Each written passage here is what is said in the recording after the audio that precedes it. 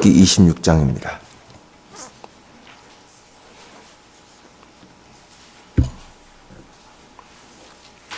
오늘 말씀 일기 본문은 출애굽기 26장 27장입니다만 26장 1절부터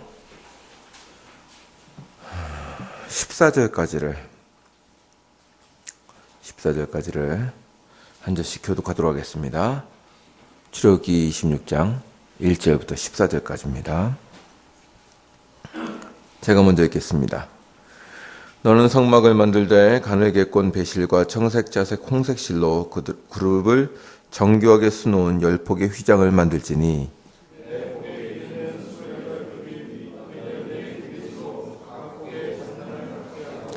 그 휘장 5폭을 서로 연결하며 다른 5폭도 서로 연결하고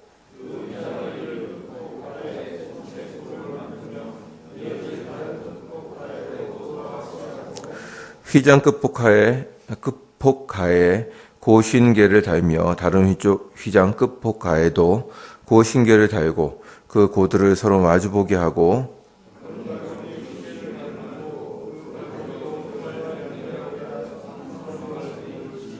그 성막을 덮는 막 휘장을 염소털로 만들되 11폭을 만들지며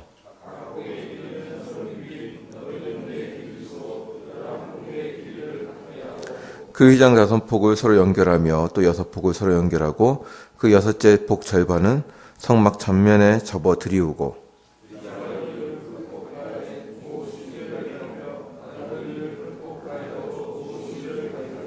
놋 갈고리 50개를 만들고 그 갈고리로 그 고를 꿰어 연결하여 한 막이 되게 하고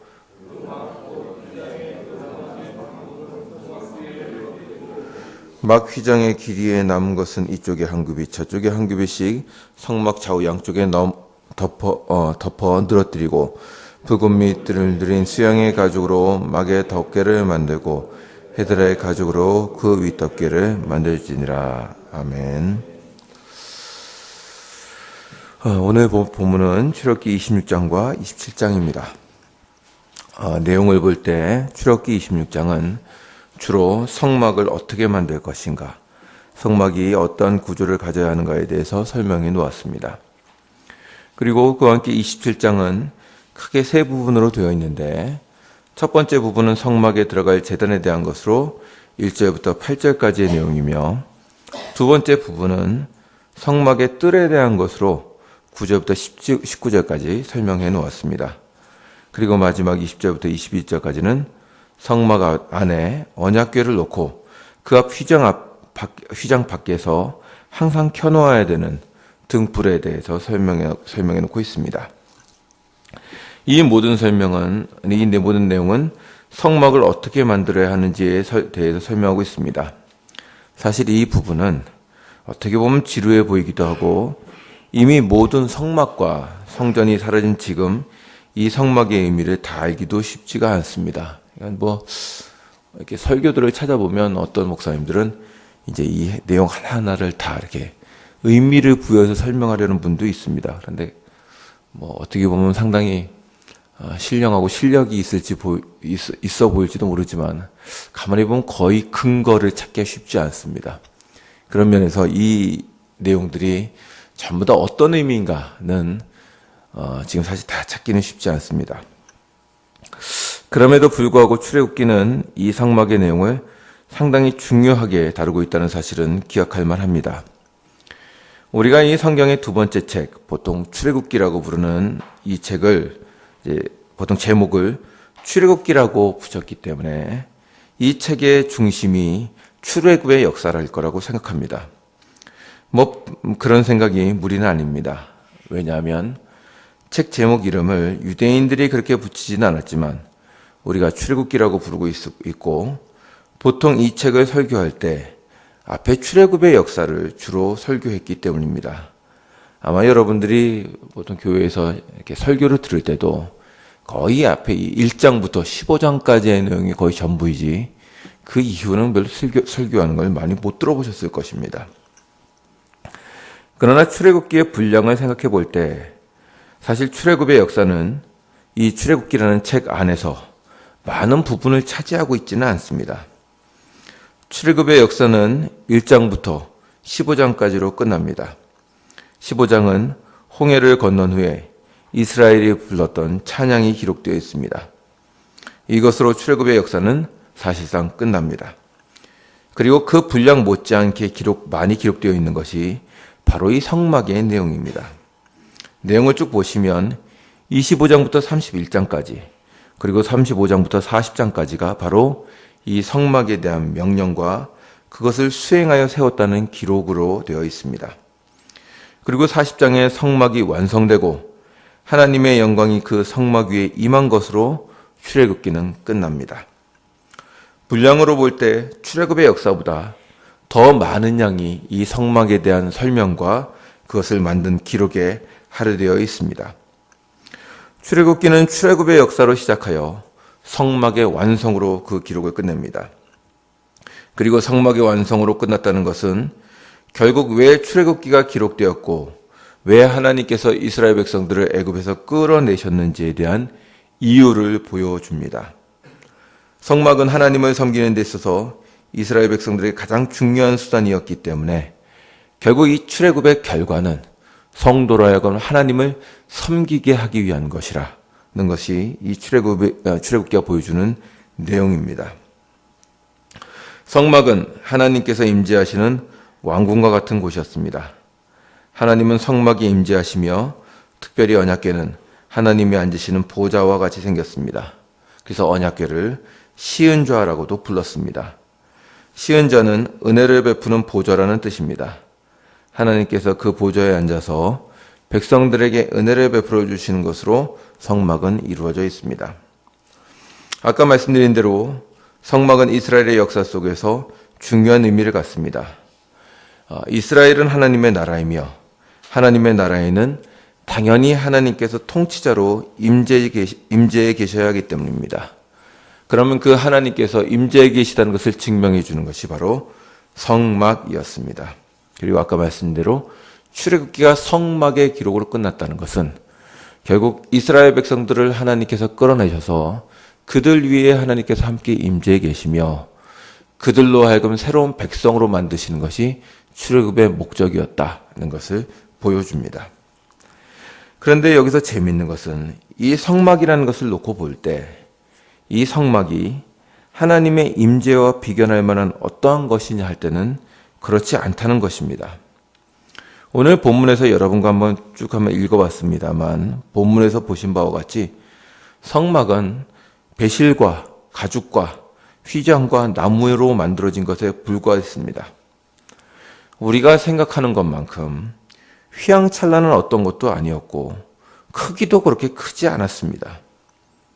또한 수시로 분리하여 들고 다니고 다시 하나님께서 지으라고 하시는 곳에 다시 조립해야 했기 때문에 멋이 있다기보다는 들고 다니기 편한 것이어야 했습니다. 그러니 이러한 성막이 그렇게 보기에 화려하거나 클 리가 없었습니다. 오히려 이러한 성막보다는 그들이 빠져나온 애굽의 신전이 훨씬 크고 웅장했습니다. 그러나 이 성막은 그들의 어떤 신전보다도 특별했습니다. 왜냐하면 하나님의 특별한 임재가 있었기 때문이었습니다. 그 특별함은 출애굽기 40장 34절에 기록되어 있습니다. 제가 한번 읽겠습니다. 들어보십시오. 34절부터입니다.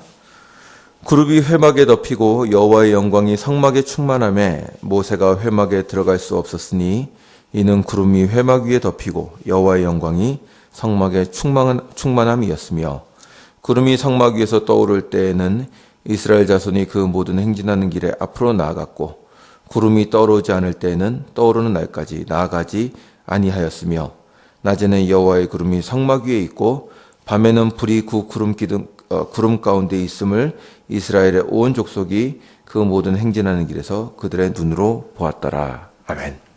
그러니까 이 출애굽기 끝은 뭘 보여주냐면 이스라엘이 만든 성막에 하나님의 영광이 충만하게 임하고 성막이 가는 곳은 어디든지 하나님께서 함께 하셨더라는 기록으로 끝내고 있습니다. 성막을 완성하자 하나님의 영광이 임하는데 그 영광이 충만하게 임하여서 모세가 성막에 들어갈 수가 없을 정도라고 합니다. 이렇게 볼 때 이 성막은 이중성을 가지고 있습니다. 성막은 외양으로 볼 때는 초라하기 이를 데가 없었습니다. 그 성막은 세상의 어느 신전보다도 화려하지도 못하고 초라해 보이는 그런 성막이었습니다. 그러나 이 성막은 하나님의 임재가 임하는 놀라운 곳이었습니다. 온 세상에 계신 하나님의 임재가 가장 분명하게 나타나는 곳이 바로 이 성막이었습니다. 이러한 성막의 이중성은 이스라엘에게도 마찬가지였습니다.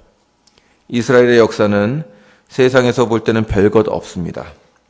이스라엘은 대제국을 세운 적도 없고 애국과 같이 큰 건축물이나 큰 문명을 자랑하지도 않았습니다. 그러나 그 나라는 하나님께서 임재하시는 특별한 나라였습니다. 이것이 이스라엘이 가진 특징이었습니다. 세상에선 별로 볼 곳이 없으나 하나님께서 함께 하신 나라라는 뜻이죠. 이러한 이중성은 교회와 성도에게도 그대로 적용됩니다. 교회와 성도는 외면적으로 볼 때는 항상 부족합니다. 이것은 단순히 죄가 많고 연약하다는 의미는 아닙니다. 희한하게도 하나님은 세상에서 부족한 자를 부르시는 것처럼 보입니다. 이것은 초대교회 때에도 분명히 나타났습니다. 그 당시 로마에 있던 많은 노예들이 교회 안에 들어왔기 때문에 이런 이유로 로마 시대의 기독교는 종종 노예의 종교라는 빈정거림을 받았습니다. 그러면 왜 하나님은 당시에 있던 훌륭한 로마의 정치가나 위인이 아니라 노예들을 더 많이 부르신 것일까요? 이것에 대해서 고린도전서 1장 26절을 보면 다음 같은 구절이 있습니다. 형제들아 너희를 부르심을 보라. 육체를 따라 지혜로운 자가 많지 아니하며 능한 자가 많지 아니하며 문벌 좋은 자가 많지 아니하도다. 이 말이 잘 믿어지지 않으십니까? 저는 이걸 보면 이 구절을 보고 교회를 보면 그것이 여실히 드러나는 것을 봅니다. 왜냐하면 이것을 증명해 주는 대표적인 사람이 목사들입니다. 대개 목사들을 보면 의외로 어린 시절에 그렇게 두각을 나타내지 못하는 사람들이 많습니다. 어린 시절 그저 조용하고 아무런 두각을 나타내지 못한 사람들이 나중에 목사가 많이 되었다는 것입니다. 그 중에 한 명이 또한 저이기도 합니다. 이것은 참으로 놀라운 일입니다. 하나님께서 어떤 직분을 주어 들어 쓰시는 사람이라면 특별한 것이 특별한 것이 있으리라고 생각하는 것이 일반적이지만 그렇지 않은 경우가 더 많습니다. 독일에서 제가 아는 어떤 베를린의 수도에 있는 큰 한인교회 목사님 얘기를 들은 적이 있었습니다.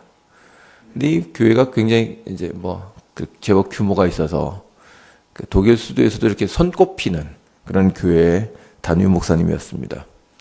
이 목사님 근데 재밌는 것이 이 목사님이 대인 기피증이 있어서 예배 외에는 사람들을 거의 못 만난다는 겁니다.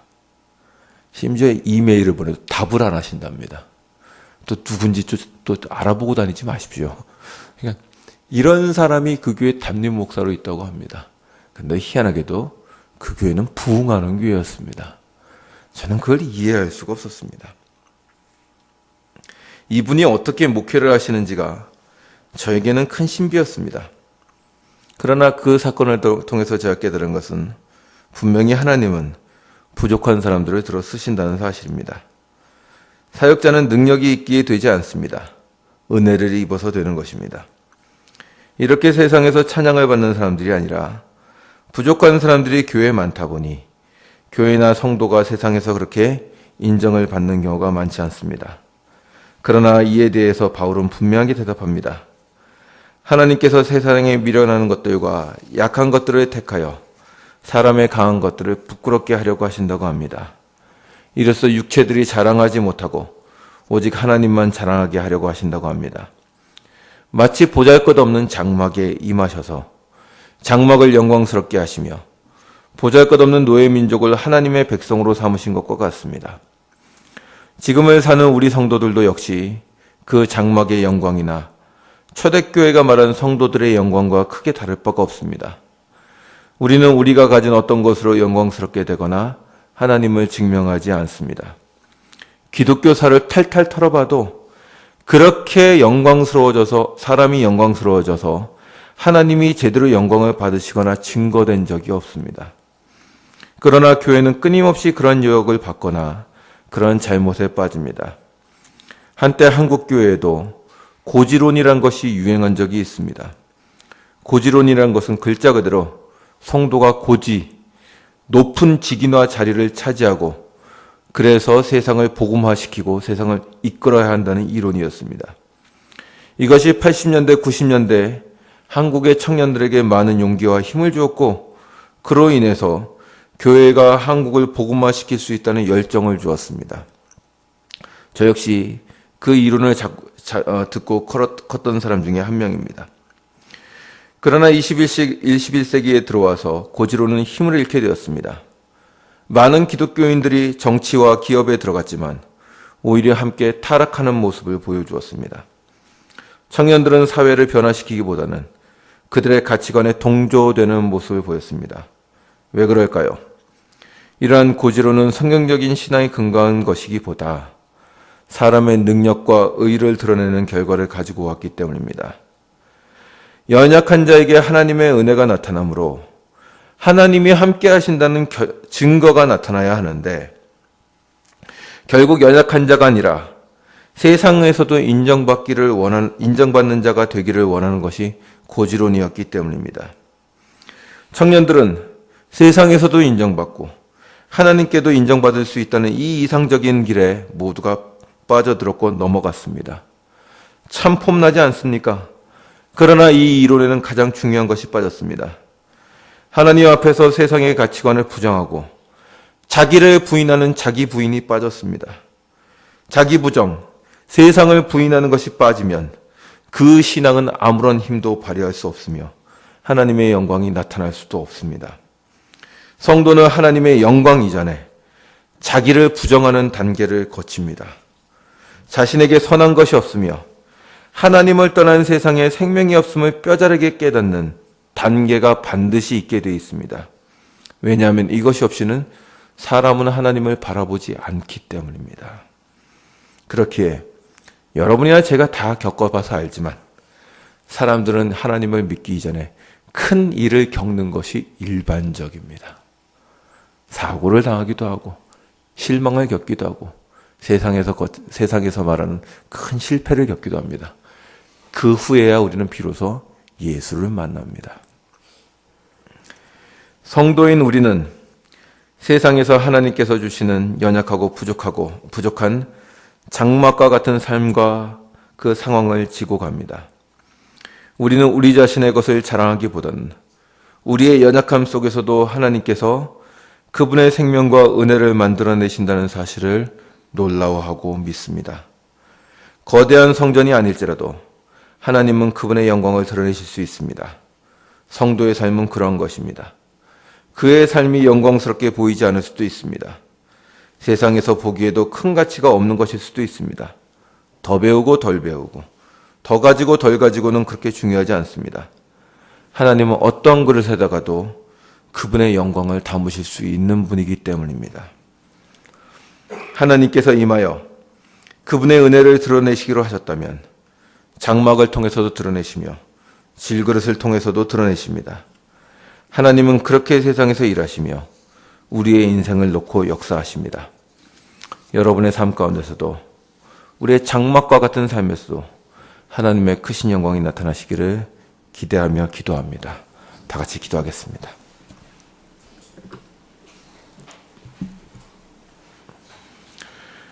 주님, 참으로 보잘것없는 장막에 하나님께서 임하셔서 이스라엘을 특별한 나라로 만드시며 그들을 하나님의 백성으로 끌어가셨습니다. 우리와 우리 자신과 우리의 삶을 보건대 우리도 장막과 같이 보잘것이 없습니다. 세상에서 다른 신을 믿는 자들이 더 크게 되며 다른 종교를 가진 자들이 더 권세를 갖는 것을 봅니다. 주님, 우리와 같이 연약한 자를 왜 부르셨습니까? 그러나 주님은 우리와 같이 연약한 자들을 부르셔서 하나님의 영광을 드러내시며 주님께서 얼마나 은혜스러우신가를 드러내시려 한다는 것을 이 시간 잠깐 생각해 보았습니다. 그 은혜에 의지하여 저희가 주 앞에 살고 있사오니 함께하여 주시옵시고 저희들의 장막과 같고 질그릇과 같은 연약한 인생 속에 하나님의 크신 은혜와 사랑을 증명해 보여주시옵소서. 오늘 하루도 주의 은혜 가운데 살게 하시옵소서. 감사드리며 예수님의 이름으로 기도리옵나이다. 아멘.